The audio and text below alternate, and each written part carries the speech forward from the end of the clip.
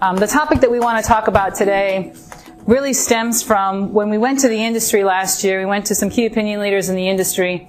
One of the things that BI stands for and prides itself on is leading and learning and being industry leaders in not just technologies, but also information. And what the industry really asks for, as we're walking down the road of understanding new vaccines and respiratory disease, is how do we assess the cost of whether it's PRRDC or PRRS.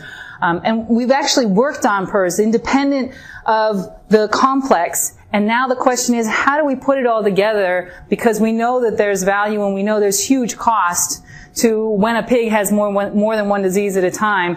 And with us having our new influenza coming on board shortly for our whole portfolio, now is a great time to get started on how can we help the industry assess what it means to have what's the economic impact of PRRDC and these respiratory pathogens. So I wanted to back up and really help us all appreciate the fact that a pig is the host, but there's a triad of what is going to impact the pig and whether he's able to have full performance or if he's going to succumb to whether it's a pathogen or otherwise. And we need to appreciate that this triad is made up of the pig, the host, the pathogen, and the environment. And at any one time, you could have bacteria and viruses and heat and lack of water. And it's one of those things that all those things together are going to determine whether or not the pig is going to be able to maximize his potential. So there's infectious and non-infectious pressures. And so when we talk about individual diseases, it's like, well, that's probably not the best way to look at it. And of course, from Kara Hayden's work, we know that when you think about individual pathogens, and this is one example in her study back in 2012, well, you can look at what is the cost of flu individually, and in this study it was about $3 over their baseline. But when you added another pathogen, it was over $10. And so it's not just 1 + 1 = 2, that when you start adding things together, things get worse very quickly. And so this study that we're going to review, we called it the pathogen burden or the burden of disease study, really set out to understand how can we assess in real time, because that's what the industry asked for. Dr. Hayden's work was retrospective. It looked at data within a system and took a baseline and then compared it to when they detected a pathogen. How can we look at this real time? And what we said was, let's start with diagnostics every 2 weeks. Oral fluid's a great sample now. So we were looking using oral fluids every 2 weeks. The pathogens we chose were the respiratory pathogens of influenza, PRRS. We also tested for mycoplasma and circovirus by PCR on these oral fluids. And we went to 45 different groups doing this identical monitoring strategy with oral fluids between April and October, right? That was the group, that was the actual time frame. So it was in the middle of summer. It started in spring and over summer. And what we wanted to understand was when, how much, and in what pattern do these pathogens occur. And we chose a broad array, so we had representation from the west, and we had representation from up, even to Ohio. So it was really, we tried to have a broad swath of the industry represented here in this study. And in addition to those biweekly diagnostics with oral fluids, we collected mortality, weekly mortality, closeout data to try and understand the impact at the closeout level, gains and that sort. And then, of course, just descriptive data from the farms. And we were looking for the common patterns of pathogens throughout this growing period that could correlate to these changes in gains and mortality. And what we found, and we collaborated with Iowa State, so Dr. Holtkamp and actually Rachel Sticka is now I believe she's a sophomore veterinary student at Iowa State. She presented this work at AASV this most recent March. And it was really fantastic work because she took those 45 sets of data from different production systems. And what we wanted to do was understand, are there things that we can tease out of that? Are there patterns that look like when you have these patterns, it correlates to such and such mortality? And that is what she found. So we focused on mortality rather than average daily gain because I think that the base of gain is mortality, right? That could be a universal language. And so this, what we're showing now are going to be the patterns that they found with the 45 sets of data. And those sampling, biweekly sampling time points were actually consolidated into 2 times in the nursery and 2 times in the finisher. So we had a total of 11 sampling time points. And that means that there's probably 2 or 3 time points that were represented in the early nursery and 2 or 3 time points in the late nursery. Similarly, early finishing and late finishing. And the patterns make sense to us. And I think you'll see the same. The first pattern, they called pattern 1, but it's really where you have a very low level, when we look at flu and PRRS, a very low level of both flu and PRRS was associated with the lowest mortality in those 45 sets of data. Very interesting that, so this is 4.8%, excuse me, and 4.5. So when there's not a lot of load, the pigs do quite well, nice low mortality across the board. Again, we're looking from, the west to the east in production systems. On the other hand, this second pattern, and again, I think that if we've been in barns, we've seen this, where pigs, they seem to start without pathogens, but boy, the pathogen load just seems to increase in that nursery. And so the time, from the first sampling, from the early nursery to the late nursery, it just seems that the burden of this pathogen, whether it's influenza here or PRRS here, it just seems to increase. And the pigs just can't get through that. When they're in the finishing, it may go down, but they still are at a level that's not close to this low burden right here. And that was actually associated with the highest mortality in flu, 10%, and the highest mortality in PRRS, 10%. So whether we call that a pattern 2 or we just call it increasing and highest in the nursery, it's one of those things that as we actually go into pigs more and more, we say, yeah, when pigs struggle in the nursery, they seem to struggle all along. So it was nice to see that that's what was also reflected in this study.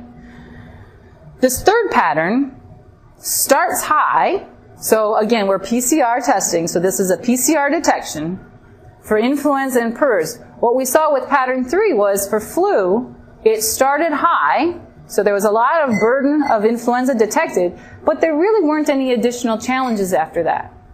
What's interesting about this in flu was that that had the middle of the road mortality. So we went from 4%, maybe 5% with this low burden, 7% with this high, it starts high, but then it doesn't get challenged again. But still remember that that pattern 2, where pigs just start struggling in the nursery, that's really the kicker for impact to productivity. PRRS was a little different with this study, but as you think about the data, it makes sense. The pattern 3 also starts high, like there was a high detection of PRRS, but it really looks like it just goes down. So in the nursery, they may be detecting PCR positives, but there really isn't a lot of challenge after that. When we dug into this data, and Reid, you can correct me or add comment, but when we dug into this data, 80% or more, this was detection of vaccine. So this was part of the study that we understood. It's really hard to have, when we asked for enrollment of these flows, to ask for enrollment of unvaccinated pigs would have limited the number of flows that we would have been able to enter into this study. So we accepted the fact that flows would vaccinate, but we also tested, when we had PCR positive, we tested for the MLV. So indeed, over 80% of this was vaccine positive, which actually makes sense as to why this pattern 3 had just a little bit, it had a 5.5% versus a 4% in mortality. So mortality really wasn't significantly impacted. And I think what I'm trying to get at is that this is really basically the vaccine that we're detecting as opposed to a wild type most of the time. when they're challenged later in the finishing, I think that's when we get this pattern 2, where again you see a much higher impact. So those were individual results.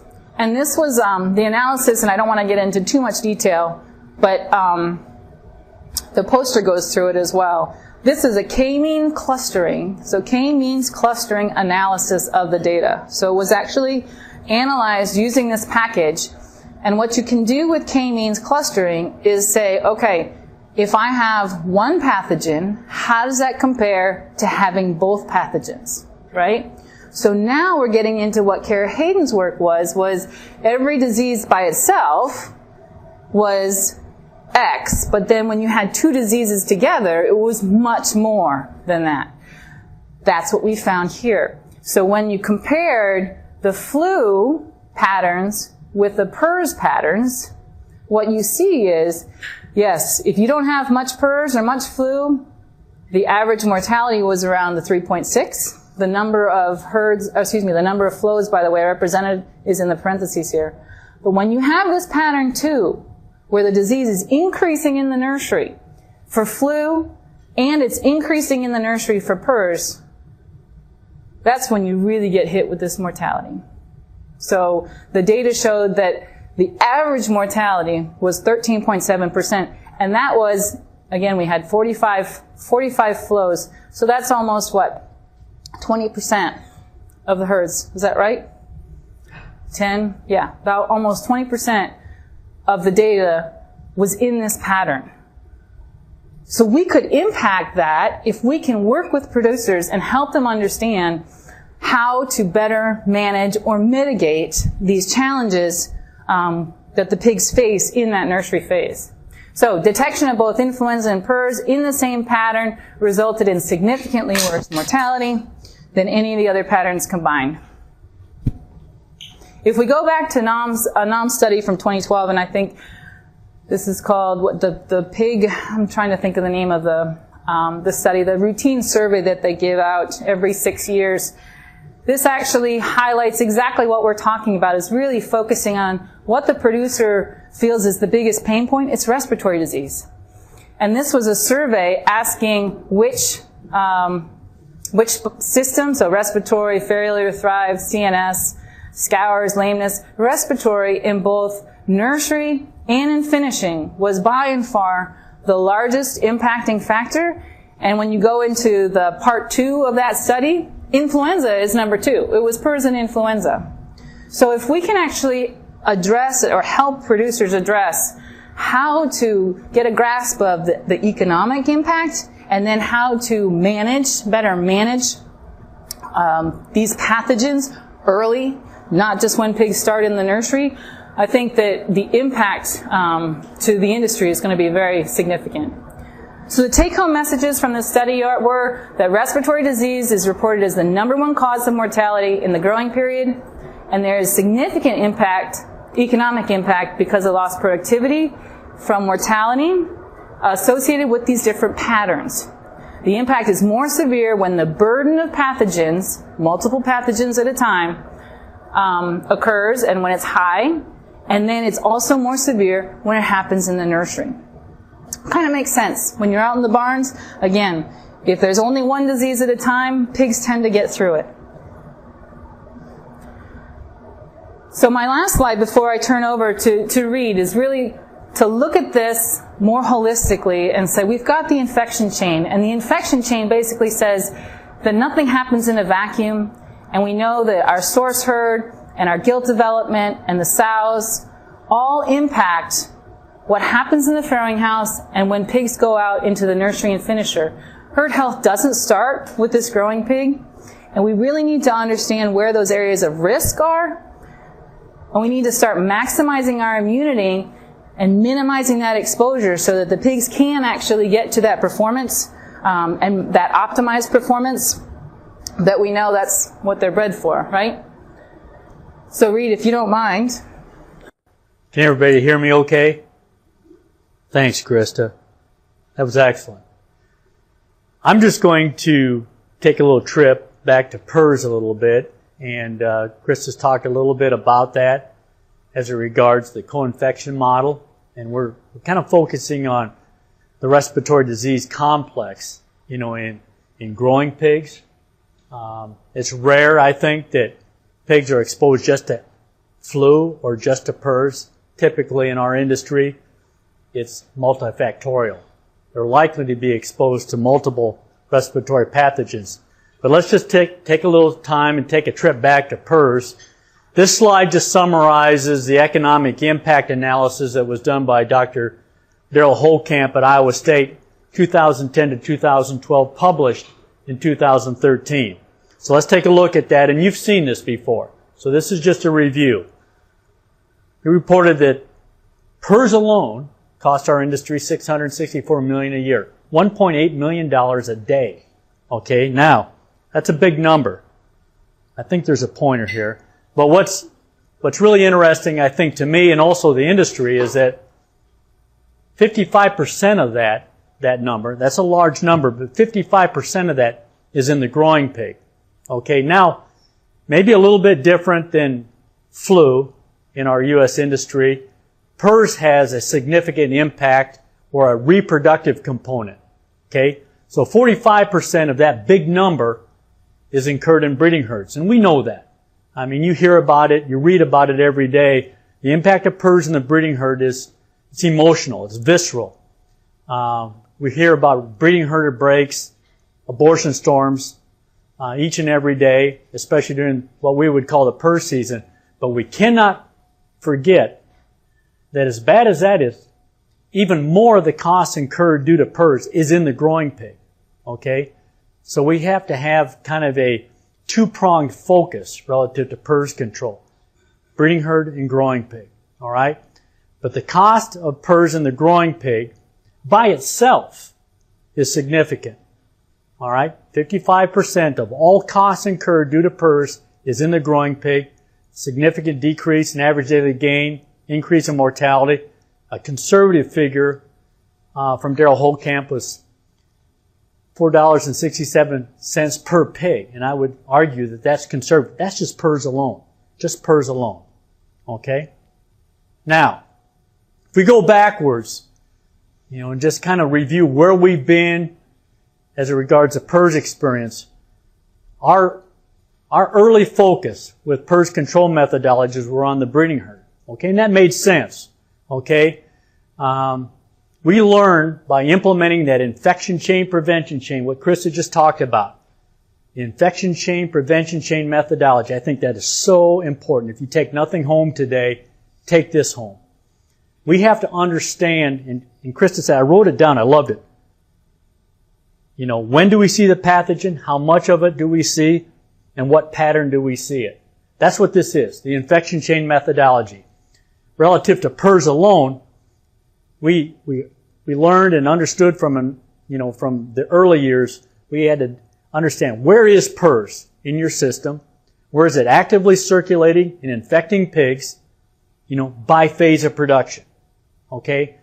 That schematic she showed a few slides before was just that. Where are the viruses, whether it be PRRS or influenza? Where are they? Where are they circulating, actively circulating, infecting pigs, and by phase of production? So we're looking at gilt pool, the breeding and gestating herd, even the lactation portion of production, and then the growing pig. And when we did that relative to PRRS, we understood that we had lots of farms out there that had active infected breeding herds that were weaning virus-positive pigs. That's a bad thing. Okay? We need to stabilize those breeding herds. Okay? We need to understand the pattern of circulation, the gilt pool, and the breeding herd, and then implement a protocol that stabilizes those breeding herds. And by stabilizing, meaning we have to minimize, mitigate, reduce the impact of the virus in the breeding herd. Okay? Ultimately, if we're successful, wean a negative pig. And when we get to that spot in the road, that's a pig that we can optimize a vaccination protocol to protect that pig for risk of exposure infection when it goes to Iowa, southern Minnesota, likely to get exposed and infected. We can protect that pig. Remember, that's significant because 55% of that $664 million a year 55% of that is occurring in that growing pig. All right? So where PRRS is a little different, there's a reproductive component. We have to stabilize that breeding herd, optimize, create a vaccine-ready pig at weaning so we can protect that pig and mitigate the consequences of that infection when it occurs, should and if it occurs in the growing pig phase of production. Okay? To use that, it's really what Christa said. We apply that infection chain, prevention chain methodology. It's really just understanding that pattern of circulation. It's a systematic whole herd approach. A systematic whole herd approach that focuses on the entire herd. The reproductive component of the herd and the growing pig component of the herd. Okay? And when we dot the I's and cross the T's in that kind of an approach, we really move the needle. We mitigate the consequences of infection, not only in the reproductive, in the breeding herd, okay, improve performance in the breeding herd. Ultimately, then, we're going to be weaning a virus-negative pig. We can place a vaccine strategically and mitigate the consequences of infection in that growing pig should it occur in the growing pig phase, wean to finish. Now, here's the important thing. What we've learned when we apply that methodology in the growing pig, we not only mitigate the consequences of infection, improve health and performance in the growing pig. That means improving average daily weight gain, reducing mortality in culls, improving performance. That's a return on investment for the producer. But we've also learned there's an indirect benefit. We reduce the amount of virus that's circulating within and between those vaccinated populations. That's a huge thing. Okay? That benefits other swine production systems in close proximity. When a swine farm breaks, the first question they ask, where did that virus come from?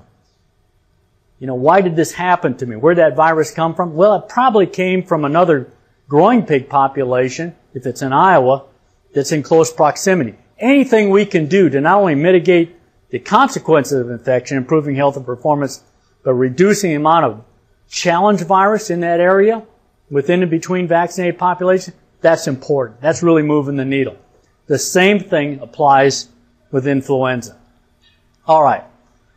So enough of that. This is just another slide showing that infection chain, prevention chain methodology where it's pretty much step 2 of the 5-step process that we use. And again, in general terms, it's just understanding the pattern of circulation by phase of production. Whether it's PRRS or influenza, in this case, PRRS, once we identify where that virus is active and circulating and infecting pigs, applying a strategy that's focused on maximizing immunity and minimizing transmission, we can mitigate then the consequences of that virus in a systematic whole herd approach. All right. So how have we done? If we go back to that 2010 data of whole camp, $664 million a year, $1.8 million a day. Okay, 55% of which occurs in the growing pig. I got this slide from Daryl, courtesy of Daryl, just before this presentation. This is a National Pork Board funded study that Daryl did. So he's looking at 2016 to current, a 2016 update.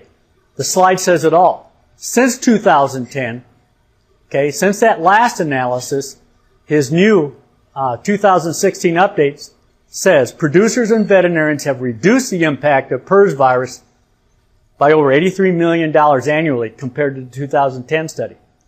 So I think what we've learned and applying what we learned, much of which is this holistic, systematic approach, applying that infection chain, prevention chain strategy with our customers in the field, okay, that's right here. That's this productivity. Okay?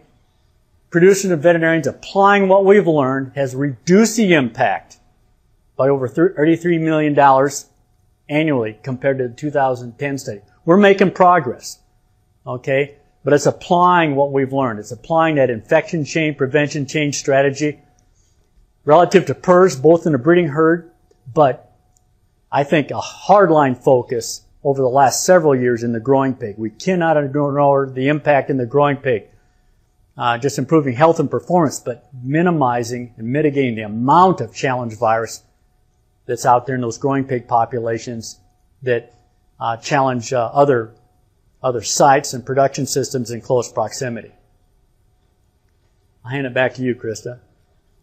So to bring us back to the burden of disease study, and again, one of the exciting things, as I've been with BI for 2 years now, other than working with a bunch of people that really like to learn and to work with pigs, now we have experience with how can we impact this. If we know that we're the biggest pain in our producers is that if we can mitigate our nursery challenges, and we know that we've got lots of nursery challenges and these pigs have the least robust immunity at that time, we can impact, whether it's mortality or just plain economics, it's the same term. And what was really great to us at the end of this study, and this study was analyzed independently, Iowa State did this, but when you go back to Dr. Hayden's work, it's really a mirror image just with contemporary numbers. So it's a 2017 study, real time, in process. Dr. Hayden's was retrospective. But what she found was when they had PRRS and influenza detected in their system, the cost to their system was $10.41 above baseline. And what we found was, on the average, if you had a lot of PRRS and a lot of flu at the same time, you had over 13% mortality. So one's $1, one's a mortality. But I think that we can, you can look at that and say, boy, those are pretty strong numbers. They're very, very similar. So what I have the same, and this is from our infection chain, for influenza, we can do, and we have done with PRRS, to mitigate the impact and to prevent, to maximize immunity and to prevent. And so really, it's really moving the needle now on influenza. So it's exciting that we can have this study about the burden of disease, really start understanding PRDC as a complex, multifactorial complex, but start working with this whole herd approach to understand that it's not just when we start with pigs that are farrowed and going out into the grower. We have to actually back up. And we have to understand that there are risks in bringing in new sources of animals. There are risks in transferring animals that could be shedding from replacement gilts. There are risks in the farrowing house with our biosecurity practices that we can all manage. And in these growing pigs, that's what we get paid on in the industry. So if we can support by presenting this information, which was done at Iowa State with the help of Iowa State, and it also has been taken at other places. I believe we've recently seen that it's recently presented at a meeting down in Mexico as well. But if we can start with this whole herd approach, and we now have a solution with influenza as well, where we really want to focus on best practices, and we're learning with influenza as we have with PRRS. Let's work to receive influenza-negative, non-shedding replacement animals. We would have these kind of are what we will go out to the industry and work towards as we have customers implementing better influenza control, right? Influenza management and control. We really say we should only be moving non-shedding animals into the sow herd. Now we have a tool to immunize our gilts robustly. We can implement piglet immunization, because that's what actually is getting flu out in the grower, and it's the animal that we're getting paid on. So implementing piglet vaccination, and then best management practices as far as our own biosecurity, transferring animals and or fomites from farrowing rooms between farrowing rooms. All of these together really are the whole herd approach that is going to add to, as we think about PRDC, when we solve individual problems, we're reducing the number of pathogens or challenges that each pig is having to deal with at a time. And we haven't been able to do this in the past. So we've got some quotes from key opinion leaders out in the field, but all of these strategies, with whether it's killed products or whether it's sows or whether it's gilts, have all been tried before. And so it's exciting for us now that we've come to the market with PROVENZA that, like we've had success with PRRS, that we're on the cusp of now we can start working towards solutions with influenza and working on this PRRDC more holistically. PROVENZA is an attenuated influenza vaccine, a live attenuated influenza vaccine. It can be given to pigs as young as day 1. It's bivalent, so it's offering both the H1N1 and the H3N2 so that they can get that immunity right at the beginning. It's delivered right at the site of a natural infection.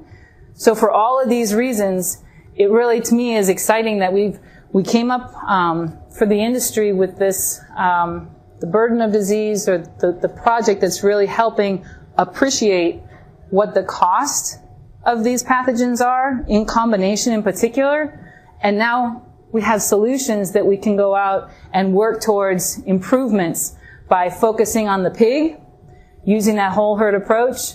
And then again, we say it all the time now, but that infection chain, prevention chain approach, we can't start with a 3-week-old pig and expect the world, but we now have tools that we can work on the whole system to maximize our productivity. So it's really exciting for us, and I wanted to share this study with you, because to us, it's that launching point of now we actually can work on this.